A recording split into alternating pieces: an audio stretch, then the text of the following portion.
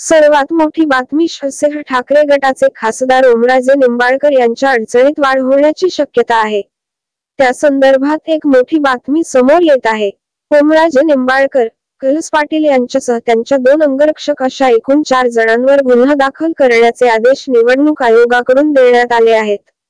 मतमोजणी केंद्रात अंगरक्षकासह प्रवेश केल्यानं आचारसंहितेचा भंग झाल्याची तक्रार राष्ट्रवादीच्या उमेदवार अर्चना पाटील यांनी केली होती। त्यानंतर आता निवडणूक आयोगाकडून ओमराजे निंबाळकर, कलस पाटील यांच्यावर गुन्हा दाखल करण्याचे आदेश निवडणूक आयोगाकडून देण्यात आले आहेत। शिवसेना ठाकरे गटाचे खासदार ओमराजे निंबाळकर आणि आमदार कलस पाटील यांच्या विरोधात आचारसंहिता गुन्हा दाखल करण्याचे आदेश निवडणूक आयोगाकडून देण्यात आले आहेत।